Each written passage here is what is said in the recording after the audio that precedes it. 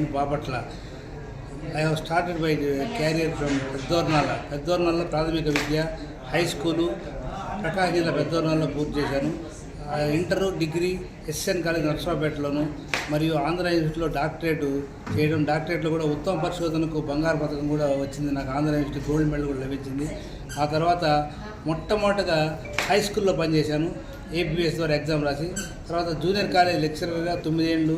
ఆ తర్వాత 15 సంవత్సరాలు గవర్నమెంట్ డిగ్రీ కాలేజీల్లో Addanki, government college for women, government degree college for women బాపట్లలో పనిచేయడం జరిగింది. 15 సంవత్సరాల పాటు మొత్తం 33 సంవత్సరాలు ప్రభుత్వ కళాశాలలో మాత్రమే పనిచేశాను. నేను చదివిన మొత్తం తెలుగు మీడియంలోనే చదువుకున్నాను. బేసిక్ ఎడ్యుకేషన్ హై స్కూల్లో, ఇంటర్మీడియట్, డిగ్రీ, పీజీ, డాక్టరేటు ఇవన్నీ కూడా ఇంగ్లీష్ మీడియం చేశాను. దాదాపు 15 నేషనల్ ఇంటర్నేషనల్ సెమినార్స్లో పేపర్స్ పబ్లిష్ చేశాను. మైనర్ రీసెర్చ్ ప్రాజెక్ట్ మందు మొక్కలమైన మెడిసినల్ ప్లాంట్స్ పైన కూడా చేశాను. దానికి గాను నాకు మంచి గుర్తింపు కూడా వచ్చింది. నేను ఇప్పుడు ప్రొఫెసర్ స్కేల్లో ఉన్నాను. ప్రొఫెసర్ డిజిగ్నేషన్ అంటారు ఉంటుంది. ఆ విధంగా దాదాపుగా ఒక 20 సెమినార్లో పాల్గొన్నాను. బోర్డ్ ఆఫ్ స్టడీస్ మెంబర్గా నాగార్జున యూనివర్సిటీలో నేను సబ్జెక్ట్ ఎక్స్పర్ట్గా కూడా ఒక దాదాపు 2018 నుంచి 23 వరకు ఉన్నాను.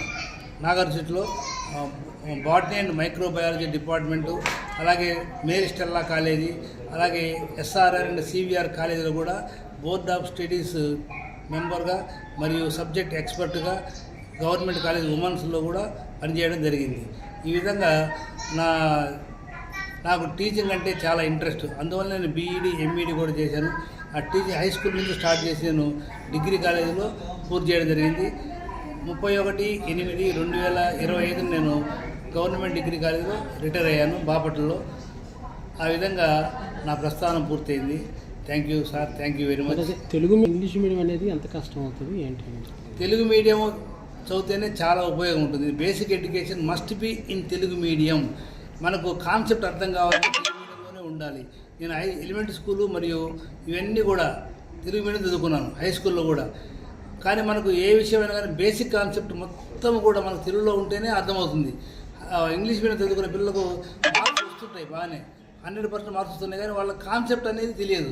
కాన్సెప్ట్ తెలియకుండా గ్రేడ్లన్నీ వస్తుంటాయి. కానీ దానివల్ల వాళ్ళు కాంపిటేటివ్ ఎగ్జామినేషన్స్లో రాయలేకపోతున్నారు పిల్లలు.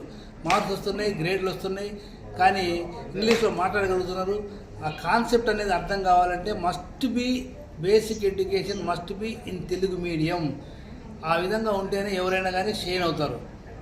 లేకపోతే తెలియదు అనమాట. ఇది ఇంగ్లీష్లోనే ఉంటేనే ఇంగ్లీష్లో అన్నీ వాళ్ళకు కాన్సెప్ట్ అనేది అర్థం కాదు, విషయ పరిజ్ఞానం రాదు. సబ్జెక్టు పైన మంచి గ్రిప్ కూడా ఉండదు. కాబట్టి ప్రతి ఒక్కళ్ళు కూడా basic education must be in Telugu medium. మామూలుగా గవర్నమెంట్ కానీ ఎన్ఎస్ ప్రోగ్రామ్ కానీ ఇవన్నీ కూడా చెప్పేది ఎల్ఎస్ఆర్ అంటారు, లిజనింగ్, స్పీకింగ్, రీడింగ్. ఈ 3 కూడా నేర్చుకోవాలి. LSRW ఫార్ములా ప్రతి ఒక్కళ్ళు కూడా ఫాలో కావాలి. ఆ విధంగా చేస్తే కొంతమందికి మాట్లాడలేరు. లిజనింగ్ ఉండాలి, రీడింగ్ ఉండాలి, రైటింగ్ ఉండాలి. ఈ 3 ఉంటేనే వాళ్ళు డెవలప్ అవుతారు అన్నమాట. ఆ 3 లేకుండా కేవలము